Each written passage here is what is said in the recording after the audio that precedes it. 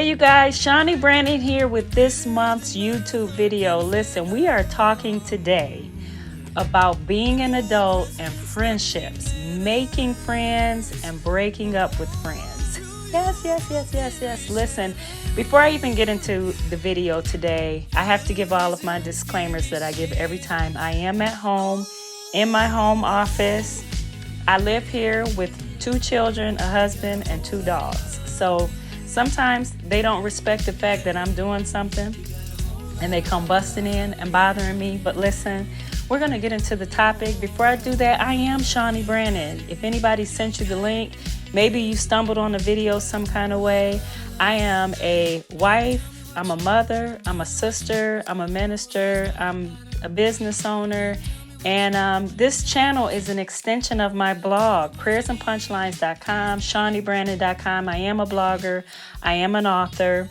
And this is an extension of that. This channel is dedicated to spiritual things. I do other things that may be considered secular. I run a business, www.thesbbrand.com, where I sell fashionable merchandise, faith merchandise. I cater to the woman. Okay, so faith merchandise, clothing, my whole outfit, earrings, everything is from the SB brand. So listen, get there after you get the spiritual stuff. Okay, so I got everything out of the way. Oh, social media. Follow my social media handles. I'm on Facebook, Instagram, TikTok, all of that good stuff, and follow the business page. All right, I got all of that out of the way. So we're talking today about friendships as an adult. And like I say, every month I look for inspiration on what I should be talking about and what I should be getting to everyone. And wouldn't you know, over the last month, even today, as I was just doing a quick draft of my notes for this video, somebody called me to say, listen, I am having issues with my friends and I'm feeling like I don't know if we need to be friends anymore. I literally have had 4 to 5 people come to me and say, what, am I weird? Am I being indifferent? What do I do? Yesterday, somebody called me and said, so-and-so is having issues with their friends, and they told me what happened. I said, oh, yeah, that's not really their friend. And it's not that I'm the friend expert, but I realized that friendships for a lot of adults is an issue. And it's mostly women because men tend to build friendships different than us, and their expectations is entirely different, and their make and break type of deals is different than us. But friendships as an adult female tend to be an issue, and sometimes they're very hard to navigate. And so we're going to talk about that today. I'm going to be brutally honest, and I'm going to try not to make this video long because I have not had dinner and it's late and I need to eat dinner because I'm hungry. I fasted yesterday and I'm hungry, y'all. I haven't eaten. And so, listen, let's dive into the topic. And so let me get my notes so I can make sure that I kind of stay on point. I am going to be going off the cuff a lot today because I feel like you guys need organic answers and I do not like to be so structured. This is not a sermon. This is a YouTube video, but I'm hoping that it helps you. And I always try to leave room for the Holy Spirit to inspire and have his say. When you have too many notes, he doesn't get to do that. So I try to just put down some of the things, but I want to say this. I want to bring up, well, I'll get to that later. I have only one scripture, and it's probably a scripture you know. But I want to say this. I want to lay a foundation about the type of person I am and the friends that I have. So you can kind of know where I'm coming from and why I'm leaving a lot of room for maybe your experiences. So I was a middle child for a while. There's 4 of us. I have an older sister, and she's 2 years older than me. Then I was born right after her. So she was the firstborn, first girl. And everybody's like, yay, a girl, we got a girl. And then I was born, and they were like, oh, another girl. And then 2 years later, my brother was born, and he was the first boy and the youngest. So she got all the attention for being the first girl and the oldest. He got all of the attention for being the first boy and the youngest. And then I was in the middle. And then 4 years later, there was another little boy coming. So I consider myself more of a middle child because of the age gap and because of the placement in the family. So I spent a lot of time playing with my older sister, being the minion. Whenever we played church, she was the pastor. Whenever we played school, she was the teacher. Whenever we played grocery store, she was the cashier. I was the flunky the whole time. Then when I played with my younger brother, I had to play boy games. So, riding our bikes down hills, jumping off, things like that. And so when it came time for me to do what I really liked, I did a lot of it by myself. I was very imaginative. I could spend hours singing and directing imaginary choirs and stuff like that. I did a lot of things by myself, and I had no problem doing things alone. To this day, I do a lot of things alone. I go to the gym regularly and I do it alone. My husband will be like, "Can I come?" And I would be like, "We cannot go to the gym together." Because how your gym time and mine is entirely different. I'm in there an hour and I'm gone. He's in there an hour and he's talked to people for an hour, just fraternizing. Okay. Nobody wants you fraternizing. Okay. So I can do things by myself, very happily do things alone, absolutely no problem at all. And so when it comes to that type of personality, I also need to say I am a creative. And a lot of creatives, of the nature that I am, where I'm an author, I'm a writer. I'm also a spiritual person in the sense that a lot of my spiritual giftings work through atmosphere and observation. And so you put all of those things together. I don't like being overstimulated. I don't like a whole lot of people, whole lot of conversation, whole lot of things going on. I cherish peace and solitude and people that are easygoing. Like these are the people I feel comfortable around. And in a lot of ways, I am more introvert because I'm quiet and I'm always thinking and processing. And it doesn't have anything to do with the other people. It's just me. That's how I am. And so people like that, that are not really extrovert, we build relationships very organically over time. We're looking for quality over quantity. We're looking for real connection. When I'm getting in a conversation with you, I'm listening to everything you're saying. I'm taking it in. It matters to me. And I can pretty much tell within 5 to 10 minutes of talking to people if we'll really have a real connection, if it'll be something substantial, if it's meant to be something deeper than just coffee or dinner. And there's people I know that I click with right away, and there's people that I know I may never click with, and that doesn't mean I don't like them. It's just I've come into a sense of understanding of who I am as a person and my makeup naturally and spiritually. And so I'm free to build relationships for what they are. Okay. And so, having said that, I know a ton of people. I mean, I know so many people for so many different reasons. Okay. Ministry, church, business, my profession and corporate America. I know a ton of people. My friendships, like what I really consider real friends, you can count them on like one hand. Okay. Like when I say real friends, I mean people who I will tell my business to and they will tell me their business and nothing changes. And one of those people is my sister. She was grandfathered in and we are friends. I That's what I consider like my true friends. Now, in this branch of friendships, there's people that I have closeness with. And if I introduced them, I would say, "This is my friend so and so, and this is my friend so and so." But know that if I'm introducing 20 people as my friend, not all 20 of those people are on the same level in the sense of what I will share. And so this gets to my first point, my first subtopic. What do friendships consist of? Because I feel like if you're talking about evaluating your friendships or having trouble with them or knowing when to make them or break the friendship, you have to talk about what a friendship consists of. And so friendship consists of a commonality. All right. You have to have some things in common to be drawn together.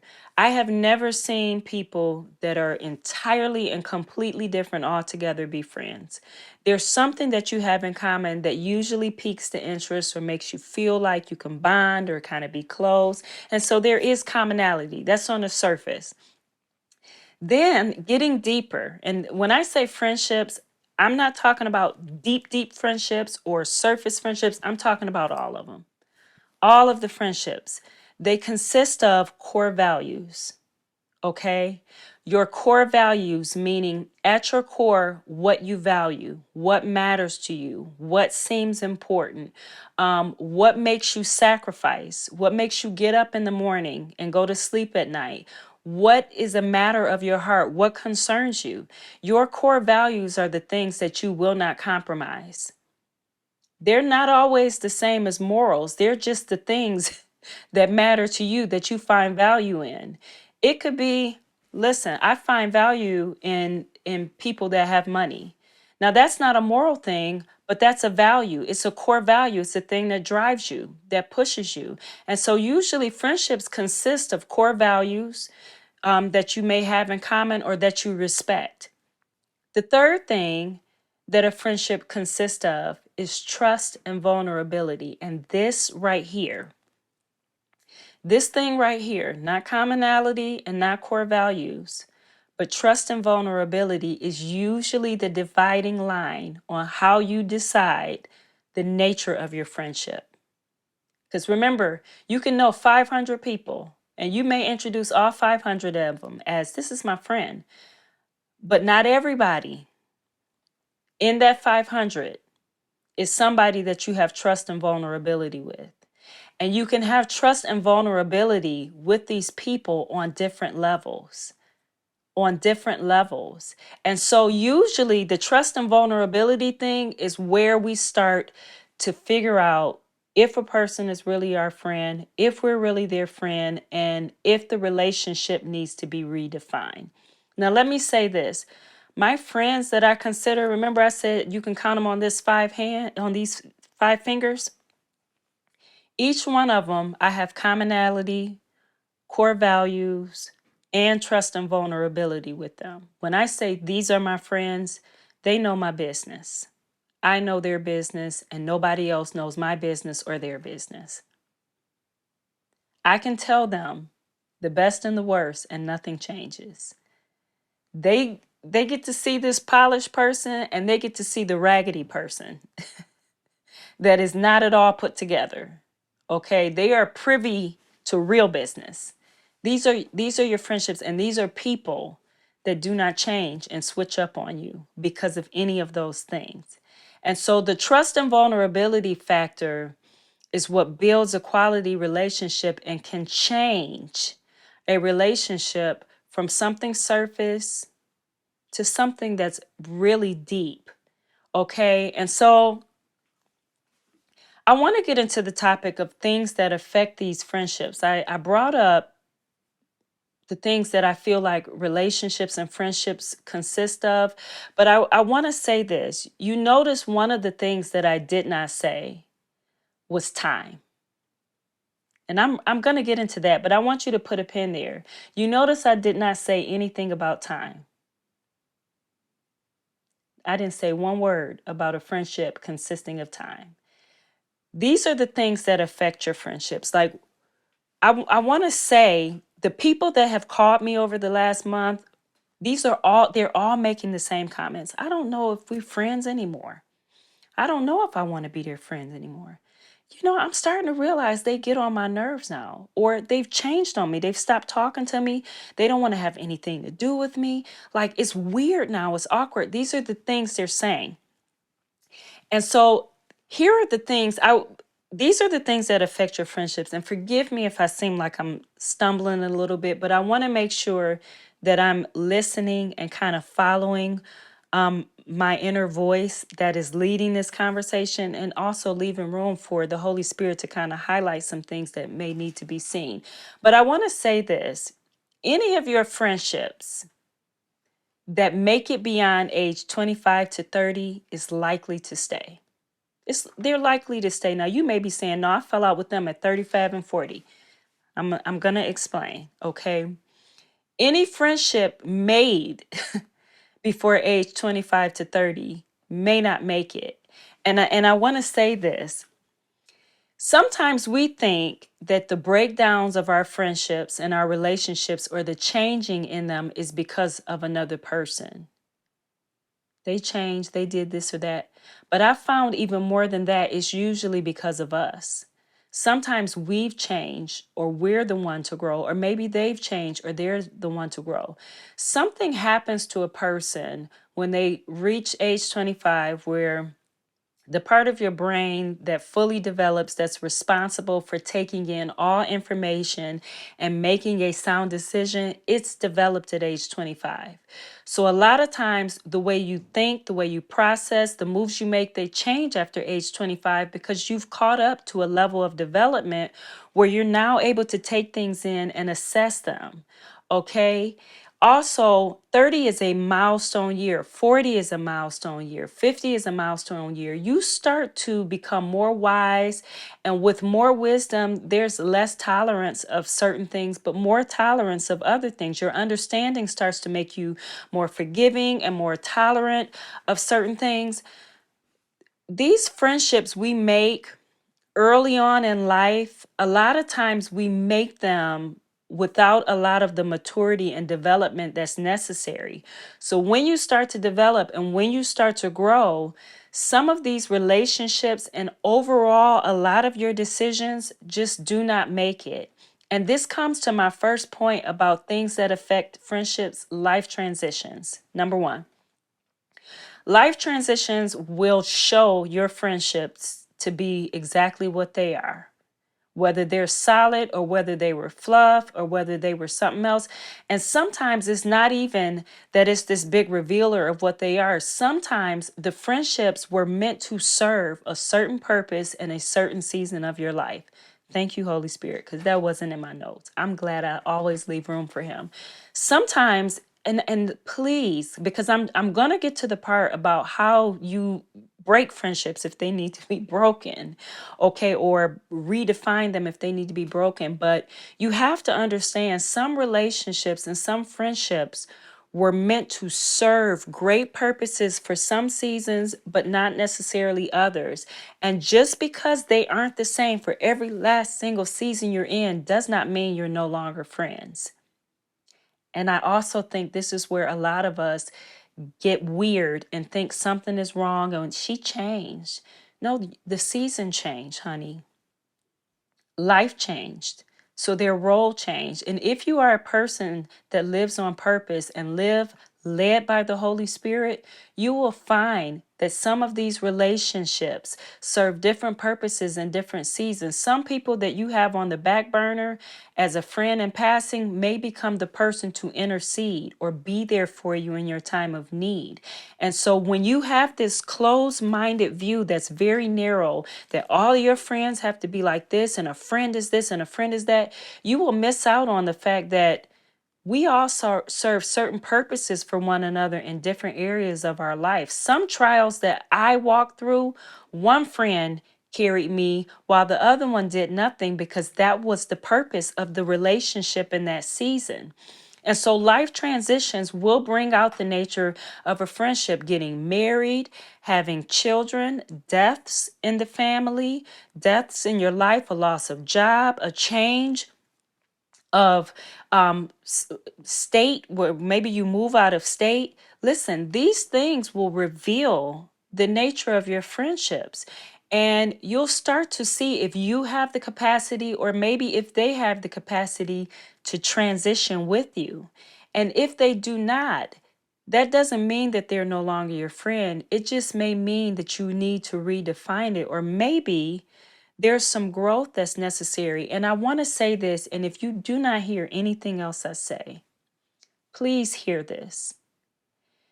If you are really friends, if you were ever really friends, a life transition should not undo a real friendship. If a life transition is able to tear up a friendship, something about that friendship wasn't solid. And when I say tear up a friendship, I'm talking about not talking, not speaking. There's a weirdness, there's an awkwardness, nobody's talking about it. That's tearing up a friendship. But just because you're not as close as you used to be or do the things that you used to do, I would not consider that tearing up a friendship. It's just an adjustment that's taking place because life transitions have happened that call for it. When I got married and I had children, I was not going out all the time anymore. I wasn't available for spontaneous, random lunch dates and dinners. It is to the point now in my life, any plans that I make literally have to be penciled in, put on a calendar, because there's never a day that I am not doing at least 5 things. No free time, no such thing. No such thing as free time. Okay. And so I need friends that understand that and that are not needy in that regard, but understand if they call me and say that they need to talk, I will stop what I'm doing to talk to them. I might be still typing out something and doing something else while I'm talking to them, but they have my love and my undivided attention that is slightly divided, but not divided enough that I am not present for them. Okay. The next thing that will affect your relationships is triumphs and failures. Y'all, please hear me. Victories and failures will expose the nature of your friendships. If you are afraid to tell any of your friends how good you're doing, you need to question the friendship. If you're afraid to tell them about negative things going on in your life because you either feel like you're going to be judged or they're going to be happy that something negative is happening, you need to question the friendship. Sometimes people are happy being friends with you as long as y'all are all on the same level and y'all both are living basic, mediocre lives. Nobody's going after nothing. Nobody's thinking more of themselves or hoping for more or casting vision or dreams. Everybody's just living on the same level. And as soon as you dare to think that you're capable of more and they change on you, you have a reason to question the friendship. Or if you get something nice and have a wonderful job or a wonderful spouse or relationship, or you get an inheritance, you get some money, and and you lose it. Let me go there. You lose it. You lose the job. You lose the spouse or the boyfriend or the girlfriend, or you lose the money, and they're happy to see it. You have a reason to question the friendship. If you feel like you can't tell them about good things happening in your life because you know that they're going to be jealous, or the last time you told them something small, they acted funny, or you saw a little glimmer in their eye that you had to question, is that envy or jealousy that I'm seeing right now? You have a reason to question the friendship. Good things and bad things happening in your life will cause the quality of your relationships to surface. Either that person will be genuinely happy for you and celebrate you as if it was them, or they will switch up and decide to be jealous and weird and act different and act funny, or ask you personal questions that you know are leading into them trying to decide how they feel about it. You have a reason to question the friendship. And sometimes I'm going to call them sleeper frenemies. And I'm not big on preaching and teaching on frenemies and haters and stuff like that, because we all have them. Anybody going after anything, you have them, even if they're quiet. But sometimes they're sleeper frenemies that do not surface until good things or bad things start happening for you. I do not keep anybody close to me or around me that I feel even a smidgen of envy or jealousy. If I feel it, it will instantly affect the relationship. Why? Because I am not a jealous person. I am not envious. I'm not competitive. I root for people that don't even know me. I'm happy for people that may not be happy for me.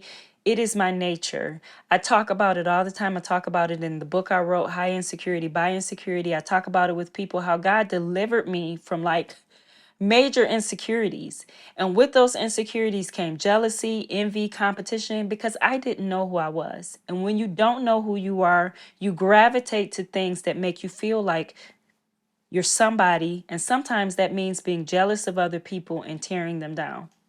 So because I know the things that God wants to do in my life, I know the things that God has done in my life and is doing, I cannot afford to have anybody around me that does not have the same core value. For me, security, identity, hoping for the right things for everyone is a core value of mine. It is a commonality I want to have with my friends where I do not have to question if that's the type of person you are or side eye you. If I pick up jealousy, and there have been times God has shown me, and I'll pray and say, God, help them because I don't want to cut them off, but I will. It'll be snippety snip snip in the nicest way. And I won't even say because you're jealous. I will just withhold information. It will be like the most clean. And I haven't really had to do it because these relationships in my life are vetted. And because I'm patient, I build relationships organically over time. It takes time and quality. And I get to see the type of person you really are. Remember, trust and vulnerability. I get to be vulnerable with you and see your vulnerability with me. And it builds a trust where I know what type of person you are. And so life transitions and triumphs and failures, and let me go back to me saying that I did not use time as what friendships are made of. Sometimes we hold on to these friendships and these relationships because we feel like, well, I've known them so long. They were my friend in kindergarten. I've known them since 8th grade. We grew up together in Boy Scouts and Girl Scouts and church. And we hold on to these relationships because they're the person we've known the longest. And the reality is they are nothing like what they were in kindergarten, 8th grade, Boy Scouts, Girl Scouts, or church growing up, and neither are you. Okay, the things that made y'all friends when y'all were coloring and doing Legos is not the same thing now. Life transitions will tell you if those relationships transition into the new areas of your life. Triumphs and failures will tell you if your first grade, um, the person on the baseball team with you in first grade can make it to this stage. The next thing and the last thing I wrote down, and these are not all of the things, okay, that can affect a friendship, but these are the things that I felt like I needed to highlight this time. The third thing: spiritual maturity and growth. This is huge. Spiritual maturity and growth will tell you and will tell you if these relationships and these friendships are affected.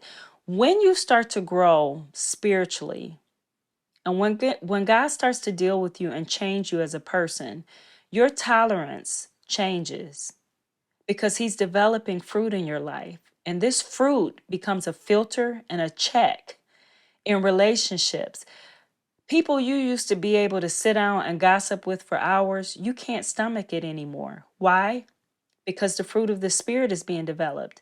God is changing you, he's pruning you. Things that used to be able to live and just run havoc in your life, they annoy you now. And you start to say, is this what we used to do all the time?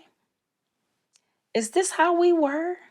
Was I like that? Why were we ever really friends? What did we have in common? Like, you start to grow, or your life transitions make you mature. Remember, I said like life events, grief, losing people, gaining things, going through things. Like, there are people I know that were incarcerated and they go away and they spend parts of their life behind bars and they come out and they're like, that person was never my friend, or I've lived too much behind bars. I've lost things and I've seen things. And what I consider to be a friend is different now.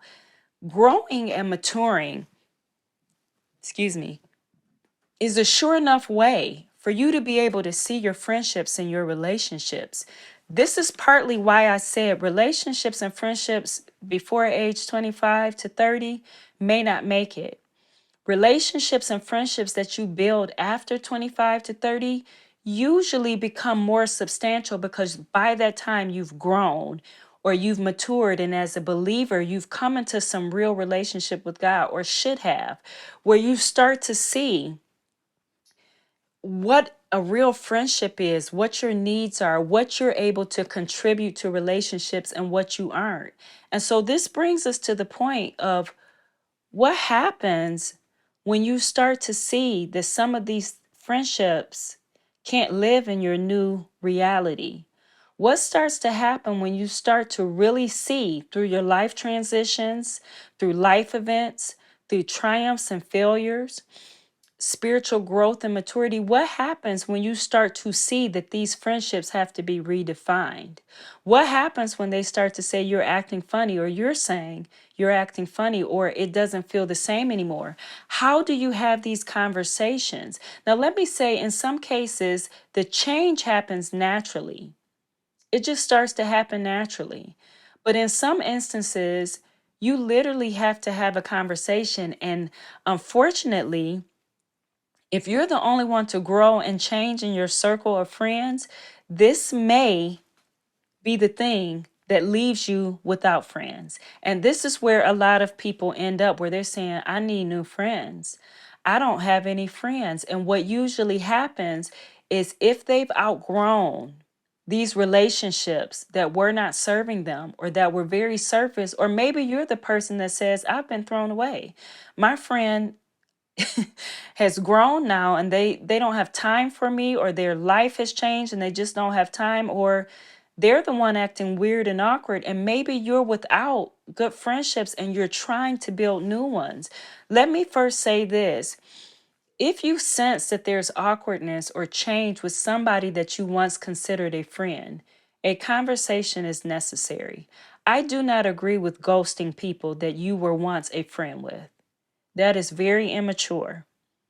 And the conversation doesn't have to be, I don't want to be friends anymore, or are you my friend anymore? It needs to be, hey, I love you. I cherish you. We've always had this closeness, but I feel like things are changing now. And I want to kind of define that. I want to say that this is where I'm at in life, and it's not you, it's me. This is how you do when you break up with boyfriends, girlfriends. It's kind of the same way. You can say, it's just me, it's where I'm at in my life. This is what's going on. These are some of the things that I'm dealing with. And I don't want you to think I don't love you, I don't care for you. Like, if you have a hard time communicating, you need to sit down and really think about it and decide how you want to say this, and consider the person you're talking to. You should know your friend well enough to have an idea of how they're going to respond to you. But I don't agree with just ghosting people or changing up on them and not talking to them anymore, accepting their calls or their text messages.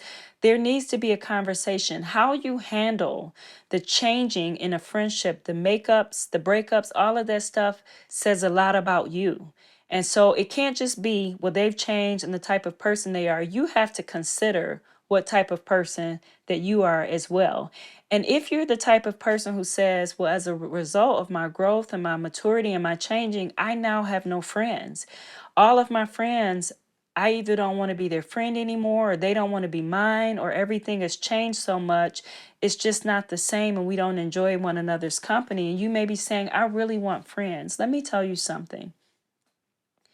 If it's because of number 3, spiritual growth and maturity, and your life has changed as a result of God, like, just really bringing you into a sense of who you are and developing things, He will bring you the right relationships. He will highlight people in your life that are a safe place for you. And I really need to be clear and say this: it may only be one person, it may be only 2 people, and they may not even be the same in the sense of the purpose they're supposed to serve in your life and you in theirs. We have this idea that it has to be multiple people in quantity, and that's what's getting some of us in trouble. Is we got 8 people we're calling friends, and none of them are really serving a purpose in our life, and they're not really friends. We just around a bunch of people.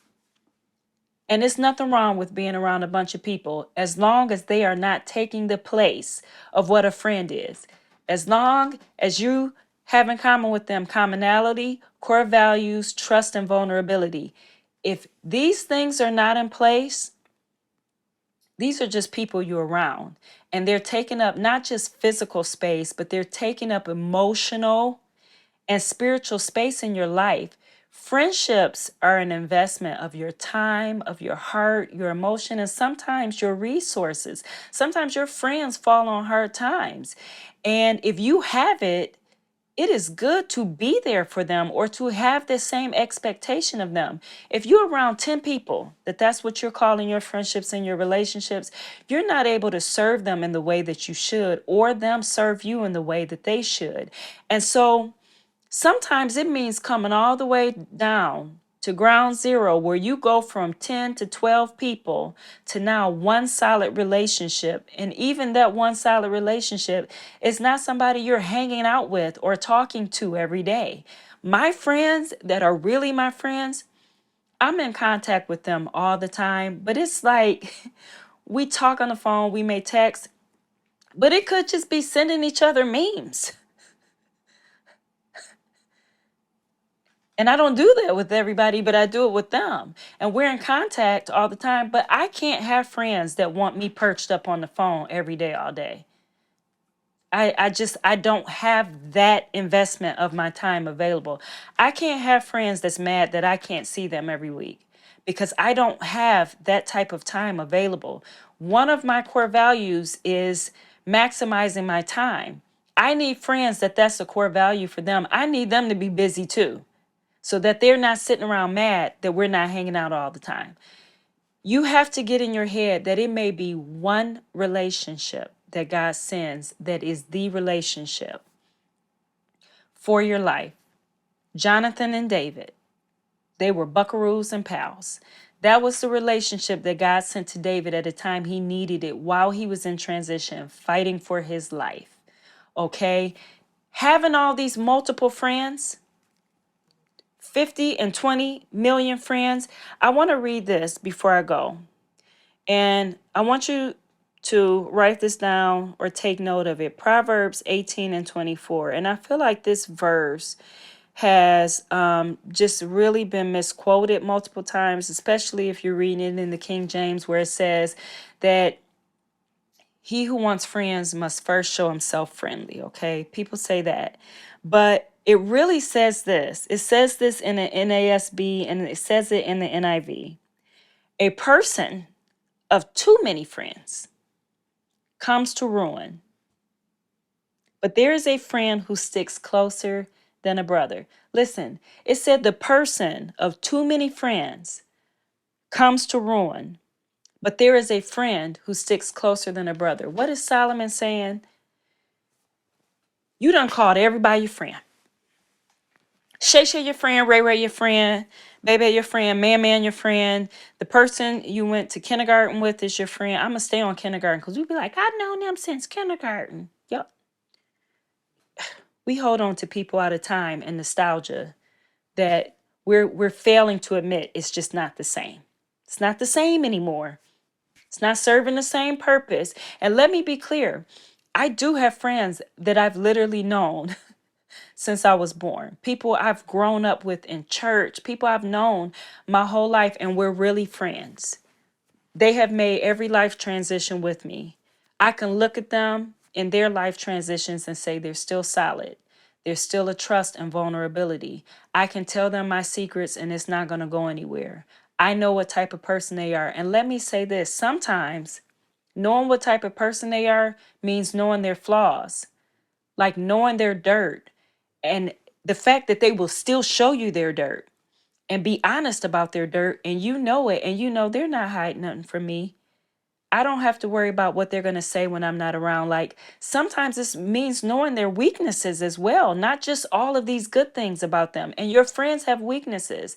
They have stuff that they're working through. If you're really friends, you know what some of those things are. And nobody else knows if they told you, because you have discretion and there's a trust and vulnerability there. And so Proverbs 18 and 24 is saying the person that got too many friends comes to ruin. Why? Because nobody can be best friends with 1.5 million people.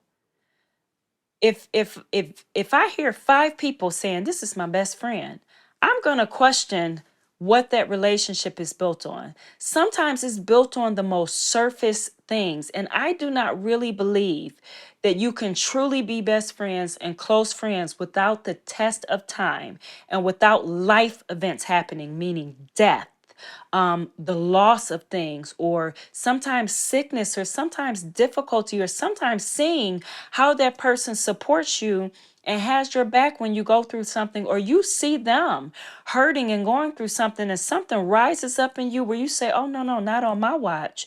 I'm going to pray and intercede, and not just pray and intercede. I'm going to check some people if I have to for you in the spirit of love and of the Lord, but I'm going to do it for you. Sometimes these friendships and relationships, if they're so surface where everything has been good in both of your lives the whole time, you may not really know the quality of these relationships. Sometimes it really does take hardship for you to see what they're made of. And he's saying the person that got too many friends, everybody's your friend. Everybody's your friend. You don't say nobody's not your friend. Everybody's your friend all the time. He's saying you're missing something about what really makes a friendship a friendship. And if that is you, you will come to ruin because you're giving access to people that do not fit your core values, that do not know how to celebrate you in the right places and cover you in the other places. He's saying there is a friend that exists that sticks closer than a brother. Quantity? No, no, no. Quality is what he's saying. He's saying there's a friend. The person with too many friends finds themselves in ruin. But the person that knows the quality of one relationship or two relationships, he's saying these are the people that stick closer than a brother. Some of y'all can't trust anybody in your family. Sometimes family are not the people to trust and tell your business because they'll go tell it everywhere. But there's a friend available that literally will stick closer to you than a brother, than a sister, than family. He's saying having all these people surrounding you is a no, but having the right friendships that are close and that are vetted and discerned, that are prayed about, people that God has sent into your life. I stand here confident, or I sit here confident, saying that all of the people that I call friend now, the people that I am close to, the people that have access in my life, these are tried relationships. These are people that I can be vulnerable with. And for me, that is huge.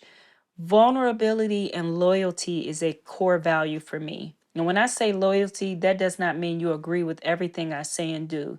It means what you show me and what you say to me is who you are. And when I'm not around, that is still the person that you are. You do not leave my presence and go switch up and change up and be somebody else, or tell my business, or turn on me for something small, or not be honest with me about things. I tell my friends all the time, if you see pride in me, please bring it up. If you see things in me that need to be talked about, please bring these things up. I've given them license, okay, because I believe that is a part of having relationships and friendships. I think it is so critical. If you're saying, hey, I have reason to question the relationships around me or the friendships that I have, I'm not sure about them anymore. You really need to pray. And you need to ask the Lord, is this just a seasonal thing I'm going through? Is this just something I'm feeling right now? Or is this something that I should be paying attention to? Is this something that people that I need to reference and work out? Will it pass? Or is it something you're saying, hey, it's time to close the door on that or redefine it? And I want to bring this up again. Because one of the people said to me, I have a hard time cutting things off because they don't want to seem disingenuous or disloyal. And it is hard for some people to break relationships because they don't want to seem phony and they don't want to seem fake. I want to say this again. If you were ever really friends, you will still be friends after you have to redefine a relationship. Every relationship does not have to be broken and torn away and done away with. Sometimes it just needs to be adjusted. And that can be adjusted through a conversation. It can lay out new expectations or let people know where you are in life. And that in itself will adjust the relationship because it will adjust the expectations on their end and your end. And then you're free to move forward. If conversations and adjustments break up the friendship and just tear it all apart, it was never really real. And either you were never really real or they were never really real. Because the friends that I have now, I cannot ever see falling out with any of them. There's not one person that I'm like, yeah, but there's not one person that I feel like is suspect and I have to keep my eye on them. Why? Because at some point when I transitioned and I became spiritually mature, all of my relationships started to reflect where I was in my relationship with God. And to this day, they are all like that. And that doesn't mean all of my friends is holy rollers and they're all in ministry. And no, we're not all on the same spiritual level, but they are solid people. And they will not change up on me. And I will not change up on them. They will know she's always the same. She's always been like this. For me, that's a core value. And so I want to say to you, if you're saying my slate is clean, I done got rid of all of them. I ain't got no friends. It's just me and my cat. It's just me and my husband and the dog. It's just me and my kids. All of them gone. Pray. God will send you friendships. And it may just be, like I said, just one person. But one person, Solomon said, there's a friend that sticks closer than a brother. Solomon's like, I got one friend left, y'all. Everybody else want all my money. They want to be friends with the king. I don't need all y'all. Y'all not going to make me come to ruin. I just need one person. One good friend is enough for the rest of your life. If you have one good friend, focus on that one good friend. If you are blessed with multiple good friends, it says a lot about the type of person you are and what you attract. But never be afraid to redefine these relationships or call them what they are if they are no longer friends. Okay, you cannot be afraid. And that doesn't mean I got to set boundaries because we come hard at it sometimes. I got to set boundaries and snip them out my life and sometimes it's not all of that. Sometimes it just means life has changed. You've changed. They've changed. We're still friends. We just don't have the same stipulations and surrounding conditions. And so, listen, I'm hungry, y'all. I got to go eat. This video is 47 minutes long. Every time I say, I don't want to do this long. But I hope this video gave you some nuggets. I'm sure when I sign off, I'll think of some things that I forgot to say. But I wanted to lay that foundation. And maybe there will be a part 2 about friends and going deeper into how to redefine the relationships, deal with conflict. But I hope this helped y'all. Please subscribe to the channel. I knew I forgot something earlier. Subscribe to the channel. Send this to somebody. Send it to a friend. Send it to somebody that you may have been having this conversation with and you feel like they need to hear this, okay? Thank y'all. Follow me on social media. Go to my business page. And I'll see y'all next month, all right?